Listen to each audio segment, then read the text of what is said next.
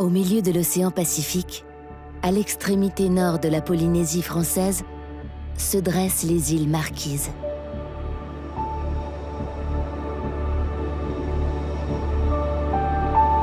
Te Whenua e Nata, la terre des hommes.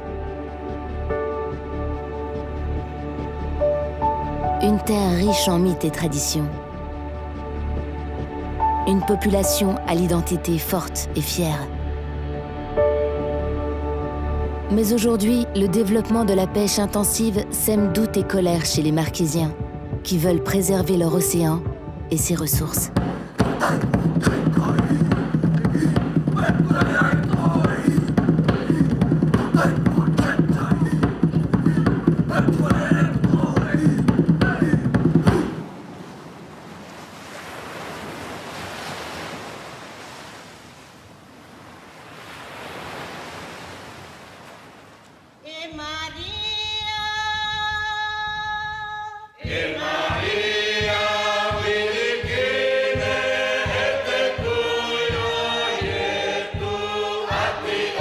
Il y a 5 archipels au niveau de la Polynésie française et l'archipel des Marquises est le seul archipel qui est très éloigné par rapport au centre administratif qui est Tahiti.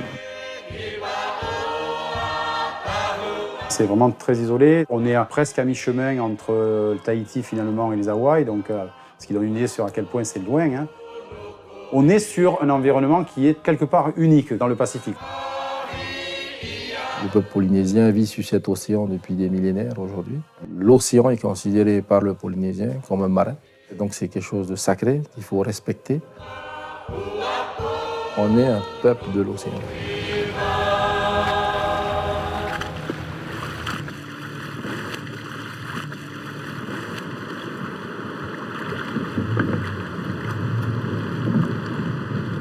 Il y a vraiment un lien intrinsèque entre la nature et la culture parce que la mer, c'est une mer nourricière, tout comme la terre est une terre nourricière. Donc il y a vraiment une préoccupation de préserver ces deux entités parce que la mer et la terre sont intrinsèquement liées.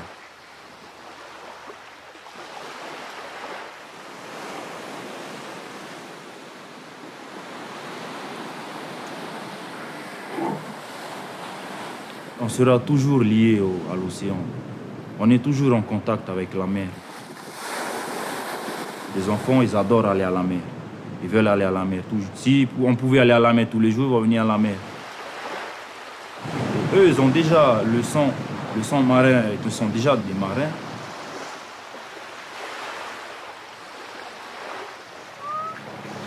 Et moi, on va aller dans les bateaux. Dans le bateau? Hey, Maïne. Ok.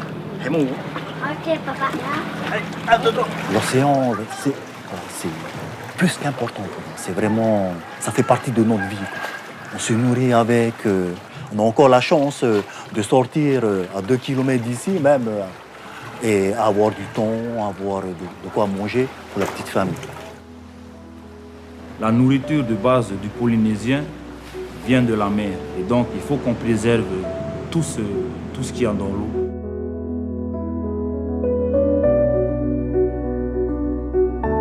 On est sur un endémisme marin qui est vraiment très remarquable, qui est du même ordre que ce que l'on peut avoir aux Hawaï, qui sont très très isolés, ou que ce que l'on peut avoir par exemple en mer Rouge. On est dans un écosystème qui est très riche, beaucoup de phytoplancton, donc derrière du zooplancton, donc derrière effectivement une richesse dans tout ce qui est poissons pélagiques, thon, espadons et autres grands pélagiques que l'on retrouve effectivement généralement un peu plus abondantes.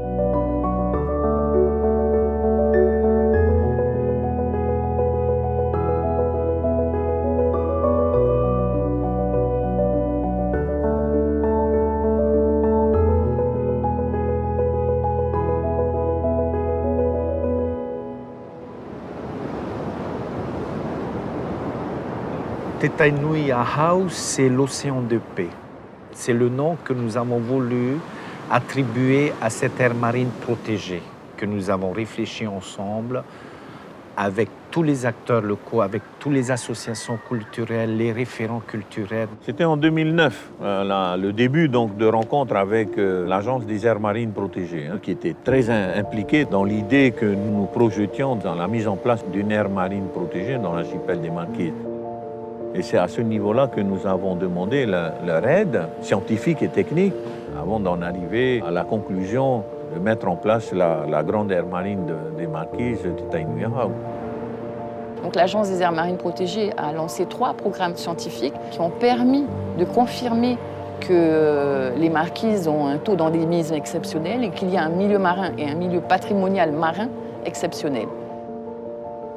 Il y avait plusieurs options. C'était effectivement d'abord de protéger les alentours des îles, mais c'était aussi et surtout d'aller créer une aire marine à l'extérieur, dans les eaux profondes.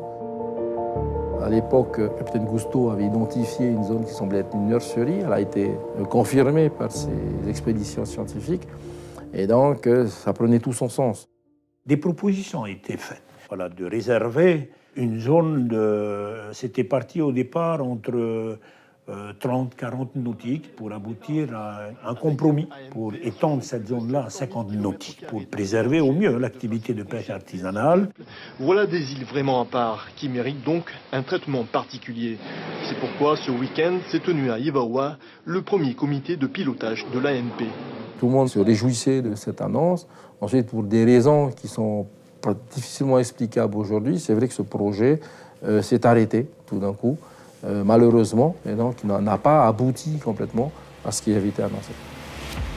Entre-temps et dernièrement, donc, il y a des projets de développement de pêche industrielle qui ont vu le jour.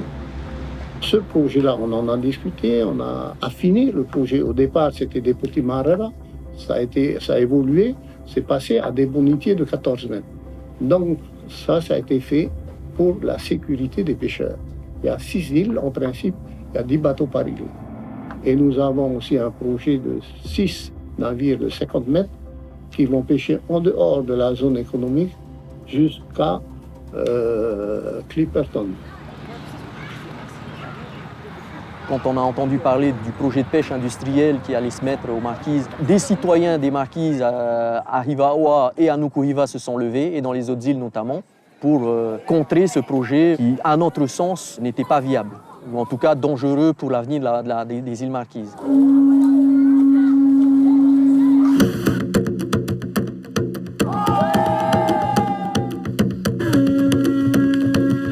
C'est pas le projet qui nous a fait peur, c'est dans la manière qu'ils ont présenté le projet.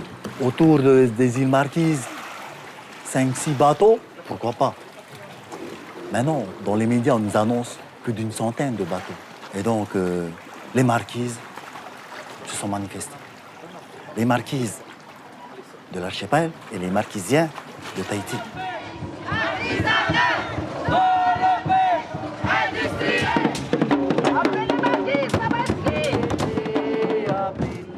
On a organisé une marche de à peu près 1000 personnes dans les rues de Papeete avec danseurs marquisiens. Les groupes marquisiens qui étaient ici à Tahiti se sont tous réunis pour la première fois.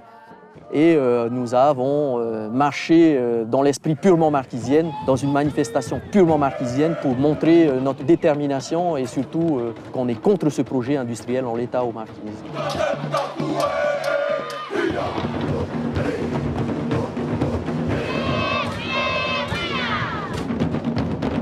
Ce projet ne va pas avec ce que nous avons monté il y a 3 ans.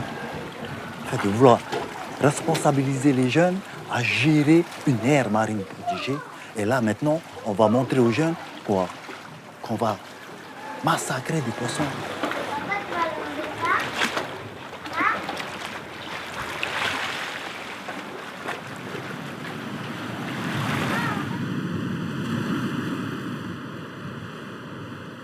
Lorsque le projet de la pêche industrielle est arrivé, nous sommes posé les questions. Mais avec cette pêche-là, ils vont tous nous prendre, les pêcheurs, les gens du village, les gens de l'île. On dit, mais c'est pas... Ils vont nous prendre tout ce qu'il y a dans l'océan en peu de temps. Mais on ne pense pas au futur de nos enfants. l'avenir de nos enfants, de nos petits-enfants. S'ils ramassent tout, il n'y aura plus rien dans l'océan pour le futur.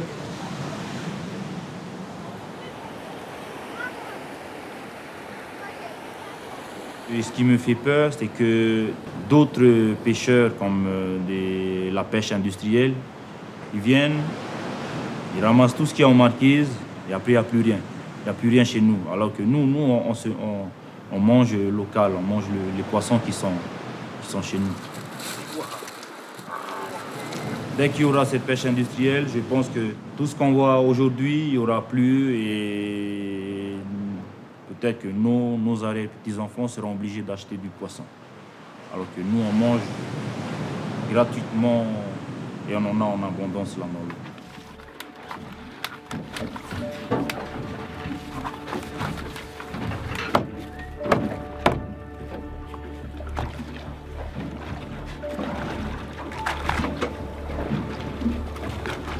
On a tout le temps pêché ici. Et les collègues, ils ont pêché ici, ils sont beaucoup plus vieux. Nous, on est les plus jeunes pêcheurs. Et apparemment, leurs parents pêchaient aussi ici. Avant, on sortait tout le temps des grosses pièces, mais des temps obèses, pratiquement toutes les semaines. Il y en avait au moins un minimum, des trucs de plus de 50 kilos. Depuis qu'on voit de plus en plus de tonniers, il y a de moins en moins de poissons. Il y a des jours, on rentre, il n'y a rien du tout, alors qu'avant, c'était une fois par an, voire 3 fois maximum par an, on faisait des pêches bredouilles. Aujourd'hui, ça arrive souvent maintenant. Les grands-pères, les grands-parents, les parents ont toujours pêché. Et même eux, ils voient aussi un déclin dans le mordage.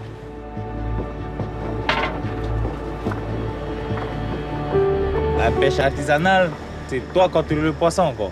Quand tu arrives à la pêche industrielle, bon, c'est la machine qui tire et c'est plus les mêmes forces, quoi.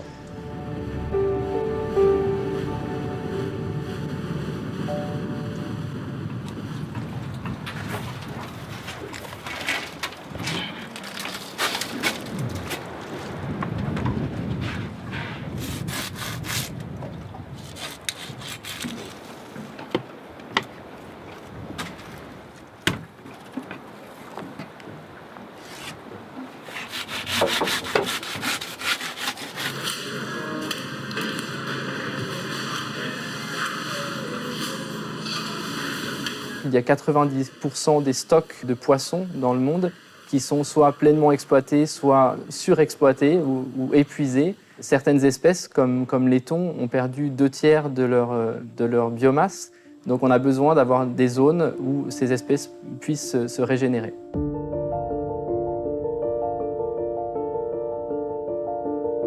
On a des rapports scientifiques, je sais, puisque je les ai utilisés. On sait qu'au Marquise, il y a des zones à protéger, puisque c'est une zone de reproduction et de grossissement. Donc, à ce moment-là, il faut protéger. C'est primordial.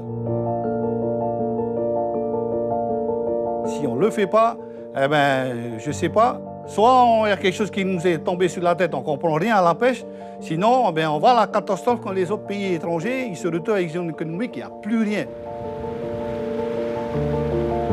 L'aire marine protégée, c'est intéressant pour nous, c'est sûr, qu'on puisse laisser une zone de reproduction pour les poissons. Essayer que ça reste comme ça encore pour des décennies, je pense, ça serait bien. Pour les enfants, pour qu'ils voient aussi ça, pour qu'ils connaissent le temps un jour aussi. Manger du sashimi, c'est bon, ça.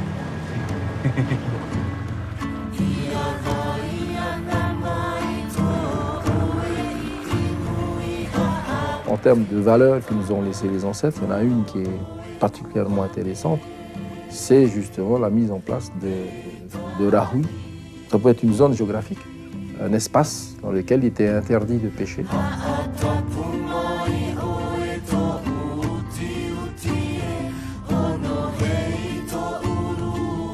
Nos ancêtres, ils avaient déjà la connaissance de la préservation de l'environnement. À l'époque, il y avait des endroits réservés spécialement à la reproduction des animaux, des poissons, des coquillages, des endroits à Rahui. Il y avait des zones réservées, c'était interdit aux gens d'aller pêcher. Aujourd'hui, on est en train de revenir encore comme faisaient nos ancêtres, Il y a eu des scientifiques qui sont venus, ils ont dit que ce serait bien de faire des aires marines protégées.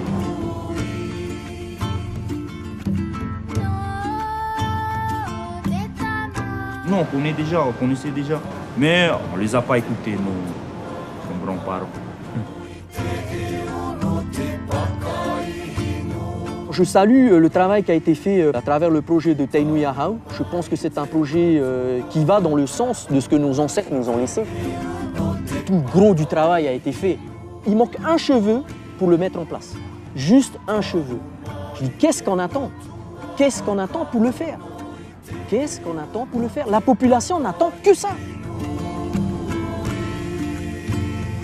Tainui Ahau, c'est déjà un mot très fort.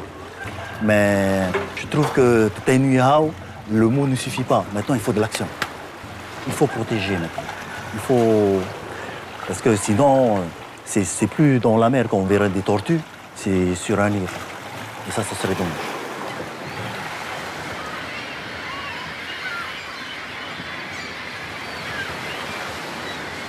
Les aires marines protégées procurent différents bénéfices aux écosystèmes, mais aussi aux sociétés. Le premier bénéfice, c'est bien entendu pour la pêche. Les zones qui sont protégées vont pouvoir permettre aux poissons de se reproduire. Ces poissons vont migrer à l'extérieur des zones protégées à travers le phénomène de débordement et vont profiter aux filières de pêche et faire en sorte qu'on puisse continuer tout simplement à pêcher dans le monde.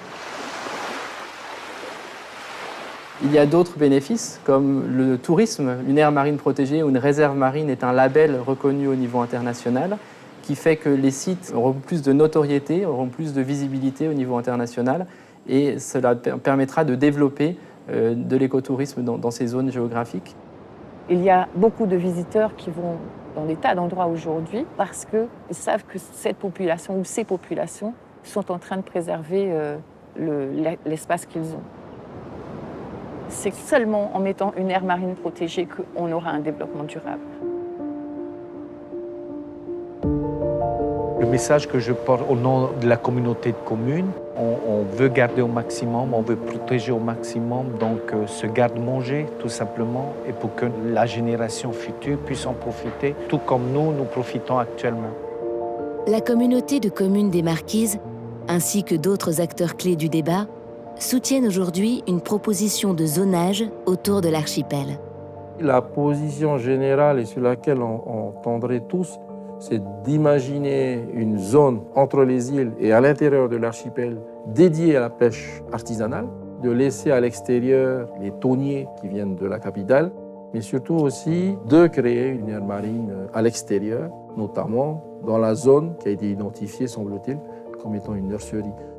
Il faut qu'effectivement que si on se réserve des zones comme ça, que dans 10 ans, on constate ensemble que ça profite à toute la population et à tout le pays. Tout est une question d'équilibre. Bien sûr, il faut développer le pays, développer l'une des rares ressources du pays, tout en bien sûr, en préservant la ressource, parce qu'on ne va pas se tirer une balle dans le pied. Il faut bien évidemment trouver un équilibre. Dans la pêche particulièrement, et toujours dans l'idée de cette préservation de la ressource, il faut vraiment se développer pas à pas. Dans ces zones réglementées ou ces zones protégées, je pourrais être pour, mais à l'échelle de ce que l'on pêche, encore une fois, parce qu'il faut remettre les choses dans leur contexte. Il ne faut pas diaboliser ce qu'on a, la pêcherie polynésienne. Non, je me battrai toujours contre ça. On fait quelque chose d'assez propre. Et on va continuer dans ce sens-là. Si le pays met en place cette réglementation, je ne pense pas qu'il va y avoir un problème, puisqu'on protège la pêche côtière et justement la pêche de subsistance des Marquisiens. Et ça leur permettrait d'avoir du travail. C'est une question de logique. On ne peut pas se permettre de pêcher à tout va sans préserver. C'est le b.a.-ba. Je pense que si on doit exploiter une zone, il faut aussi prévoir de le protéger. Définir d'abord la terminologie de Tainui Ahau. Tainui, c'est simplement l'océan, Ahau de paix. C'est l'océan de paix, mais malheureusement, nous naviguons aujourd'hui dans les eaux troubles. En juin 2018, devant la population de Tahiti, Félix Barcinas présenta le projet de grande aire marine protégée, porté par les élus des Marquises. Donc le projet d'AMP reste indissociable avec le projet de pêche pour une durabilité de nos ressources. Avec ce projet, les élus marquisiens prônent un juste compromis entre le développement de la pêche, le maintien de la pêche artisanale et la préservation des ressources marines. C'est entre le maître de pays et c'est au pays de se prononcer oui ou non du développement. C'est des processus compliqués parce que c'est vaste, parce qu'il faut mettre d'accord beaucoup de gens, parce que les parties prenantes sont importants. C'est toujours des processus longs.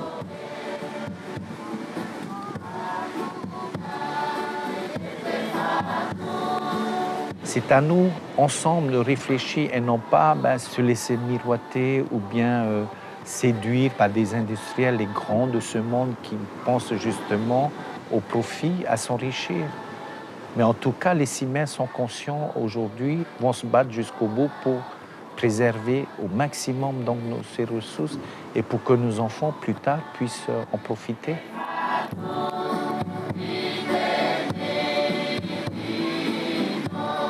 La place de l'humain dans les très grandes aires marines protégées, elle est fondamentale. Sur ces grands espaces, ce n'est pas les ressources qu'on gère.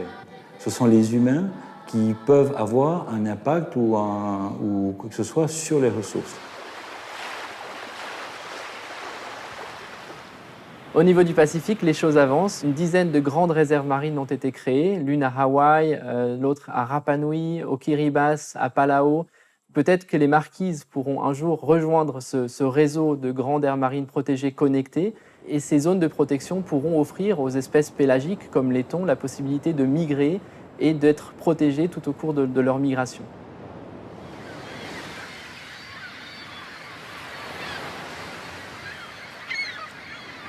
Aujourd'hui, remettons les choses sur la table. Il y a un travail excellent qui a été réalisé il y a une dizaine d'années. Ce travail-là, il sert de base à la réflexion. Le monde change autour de nous. Il y a des techniques, des avancées scientifiques également qui vont probablement nous aider à faire avancer ces sujets. Et il n'est jamais trop tard pour bien faire, j'en suis persuadé.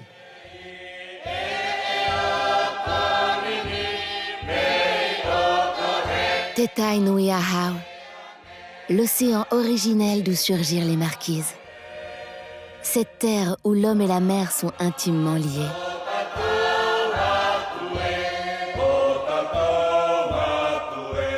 Les marquisiens veulent unir tradition ancestrale, science moderne, développement et préservation pour permettre à l'archipel de continuer à vivre en harmonie au centre du grand océan de paix.